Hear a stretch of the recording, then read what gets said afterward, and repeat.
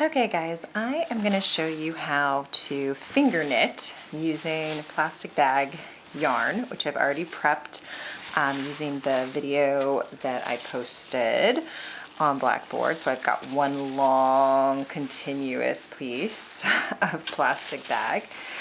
You can also obviously do this with regular yarn, and I posted a video on that as well, but I'm just going to show you how you can do this with a plastic bag, something you obviously have at home, and your fingers, you've got that also. Mostly this is just going to show us kind of the basics of how knitting is different from weaving, how it's one long continuous yarn as opposed to two different yarns, being woven together, how it has a bit of stretch to it, how you can unravel it really easily, and how it has an open knit to it. So it's just a really different structure than a woven. So just as the video shows, you're going to start with just a little bit like right here in your hand like this, okay? So I'm just holding this down with my thumb, and you're going to come around from behind, okay? So all of your excess is like back there. So you're going to start, it's kind of similar to weaving where you're going over, under, over, under. So I'm under my index finger, over this one, under this one, over my pinky, okay? So now I've come around, and now I'm going to wrap the other way. So do the opposite, okay? So I've got this action. The opposite is happening. Again, it looks very similar to a woven at this point, okay? Let's do it one more time. Opposite, right? Okay. So now I've got two here, one here, two here, you see? Okay. Push this down a little further. And now even one more time. There we go. So now I've got two starting on this first finger, okay? So that's what I want. And what I really want, I think the big thing with knitting when you are doing it in any capacity is to keep a nice even tension. So just making sure that as you're going, however you do it, whatever spread you're keeping in your fingers, just keep that pretty consistent throughout, and just make sure you've got a nice tension throughout, okay? So now that I've got two here, I can take this bottom one and bring it up and over, okay? So I've looped it, okay? And I can pull that to give a little tension. Now I could take this and pull it over, okay? So again, I can keep that tension there. Now this third one and pull it over. And again, I can keep pulling behind to keep my tension. And now the pinky and pull it over. And this actually has the excess tension is back here, okay? And now I can kind of push these down a little bit, make sure they're all even, and I can start again, okay, on my next row.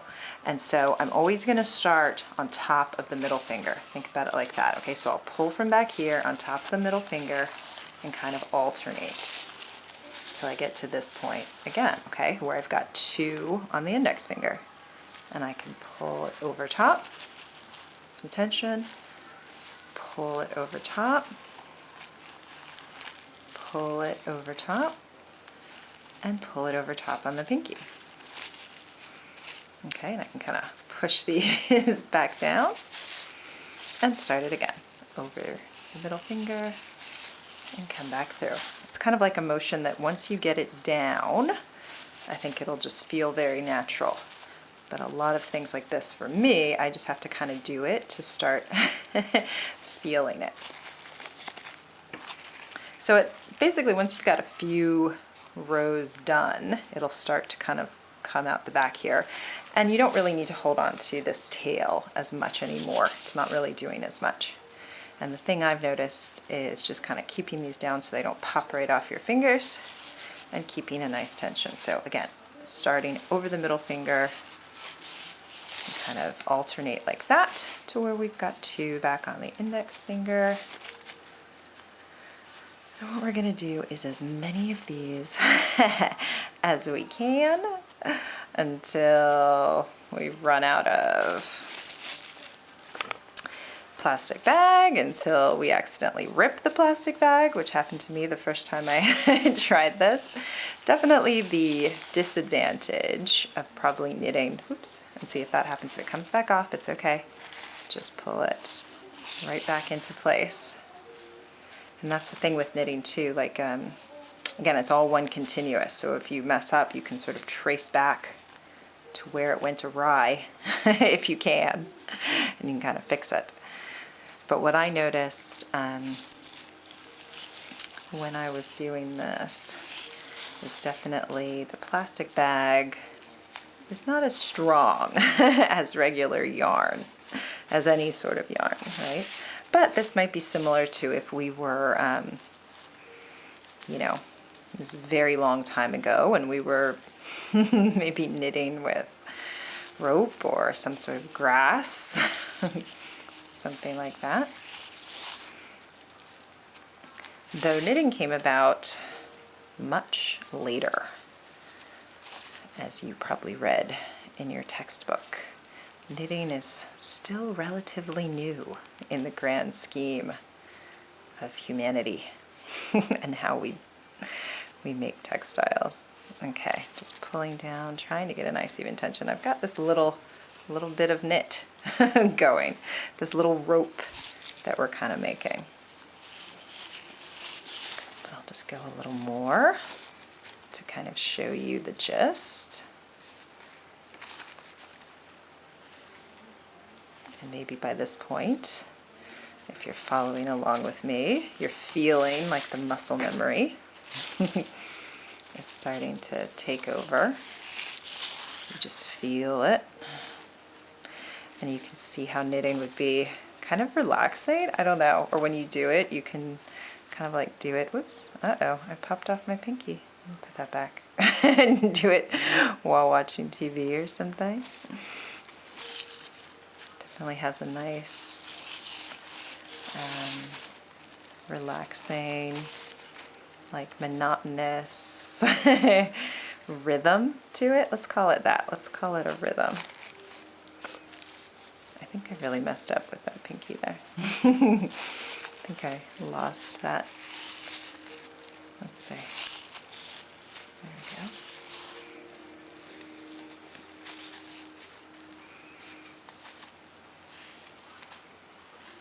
Okay, let's see what the back is looking like. So I'm getting this bit of kind of ragged knit going, this chain you can see that's forming. It looks good on this side. I feel like my big issue is that I have a bit more spread here, and it's why this one looks wider kind of on this side, but a little tighter. Like you can really see the tight chain as it's closer to my index finger.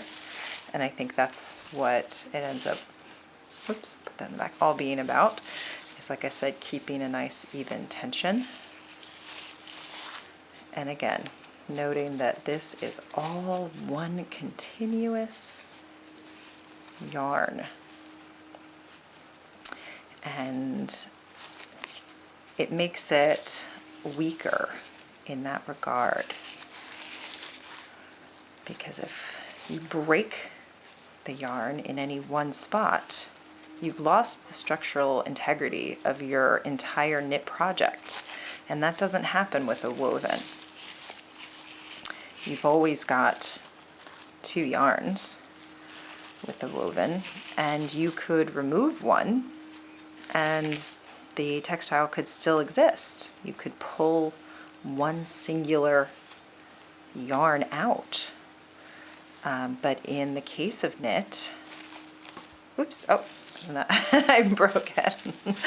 In the case of knit, that doesn't happen. So let's see if I can salvage what I have done. And what I want you to do when you get to the end is you can take a pencil and you can basically replace what's happening with your fingers on the pencil. And I just had broken that, but imagine that I didn't. But here I've got, like I said, my bit of, what almost seems like a rope or a chain. And you can really see the pattern that's happening on the two edges, which is what I've got. And if you look in your textbook and kind of look up the different ways that knit looks, you'll have kind of rows, of knitting that happens, where you'll see that traditional knit look, and then you'll have kind of the middle, the middle between the 2 rows basically. So I've got these really nice chains happening, and again, it's all one continuous. It's got a little bit of stretch to it. This also does not happen with woven. You just naturally, because this is all looped together, you get this little bit of stretch. Even in a plastic bag, I'm feeling it. If I was to pull, look, it just all unravels. It just comes. It's really definitely easy to knot this this plastic bag, but it just completely, you can pull out what you all just did, you know. So again, if you, this is the notion that if you pull one thread of the sweater, that the whole sweater comes apart. But you've got this going, and then I'm going to show you, I did the same project earlier with actual yarn, and I'm just holding it on the edge of my scissors here. But it's the same thing. Now this looks, you know, so much better because it's not the plastic bag, but you've got this long, like rope-like structure. You can really see that stretch to it. And again, if I am to pull it apart, it unravels completely. It's one long continuous, okay? So what I want you to do is to try to knit, finger knit a little bit, as long as you can, kind of like I did with the plastic bag, until it breaks, or, you know, try to get a few inches, maybe even like this if you can, so that you can really just understand how it comes together and start to see that chain happening. And then you can even, you know, photograph it and then unravel it just to see how easy it comes all apart, and you can start over from scratch. But give knitting a try, just to kind of understand the basics of how it comes together.